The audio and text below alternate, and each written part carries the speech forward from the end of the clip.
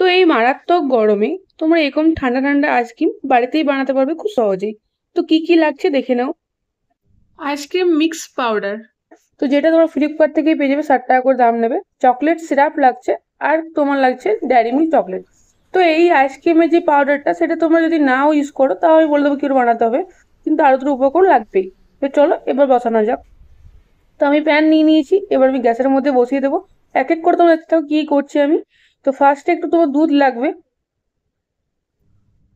তো 500 গ্রাম মতো তোমরা দুধ নিয়ে নেবে। আর সেই দুধটাকে ভালো করে তোমরা মারবে যতক্ষণ না সেটা ঘন হয়ে যাচ্ছে।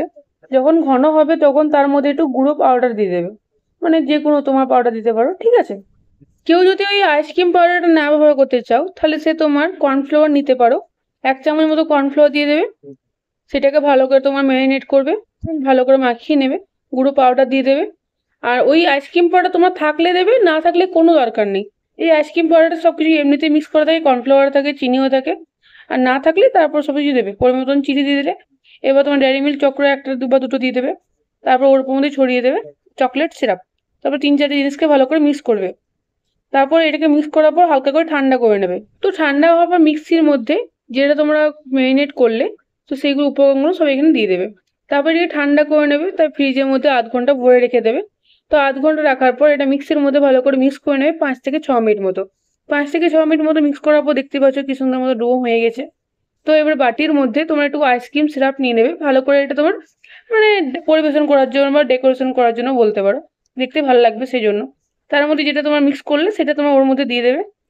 আর ভালো করে তোমার ডেকোরেশনও করে নিতে পারো, ওপর দিকে তোমার চকলেট ছড়িয়ে দিতে পারো বা একটু তোমার চকলেট সিরাপও দিয়ে দিতে পারো, যেগুলো আমি এভাবে করছি দেখো। তো ওপরে আমি একটু চকলেট সিরাপ ছড়িয়ে দিচ্ছি যাতে তোমার দেখতে ভালো লাগে জিনিসটা। আর তারপরে আমি একটু দিয়ে দেবো ওর মধ্যে চকলেট। তো সেটাকে তোমার একটু ভালো করে গুঁড়ো গুঁড়ো গুঁড়ো গুঁড়ো করে নেবো এর সাহায্যে। তো দেখতেই পাচ্ছ কি সুন্দর দেখতে লাগছে। তো চলো এটাকে এবার ফ্রিজের মধ্যে ভরে দিই। তো এখন আমি নর্মাল ফ্রিজে ভরবো, তারপর 3-4 ঘন্টা পর আমি ডিপ ফ্রিজে ভরবো, কারণ এটা ভালো করে জমে যাক তার জন্য। তো পাত্রটা কাচের নিয়েছি, ভুল হয়েছে, যাই হোক। তো আমাদের আইসক্রিম রেডি বললেই, দেখতে পাচ্ছ এই যে। তো এবার টেস্ট করে বলবো কীরকম হয়েছে কিনা। দেখতে তো খুবই সুন্দর লাগছে, এবার খেতে কীরকম হয়েছে কিনা সব তোমায় জানাচ্ছি, দেখো। তো তোমায় দেখালাম তো কোটা প্রসেসটা, কি সুন্দর হবে, কত সহজ। তোমরা আইসক্রিম মিক্স পাউডারে যে নাও নাও তাহলে কর্নফ্লাওয়ার গুঁড়ো, দুধ আর চিনি আর চকলেট সিরাপ আর চকলেট দিয়ে পরে বানিয়ে নিতে পারবে। তো চলো এবার আমি খাবারটা টেস্ট করে দেখাই। আর একটা ভুল হয়েছিল, যেটা কাঁচের পাত্রে জমতে দিয়েছিলাম, কারণ ওটা ভালো করে জমে না, আমাকে মা বললো পরে। তো যাই হোক, মানুষ মাত্রাই ভুল হয়। কিন্তু খেতে সত্যি বলতে খুব সুন্দর হয়েছিল, তোমরা চাইলে এভাবে বাড়িতে বানিয়ে নিতে পারো।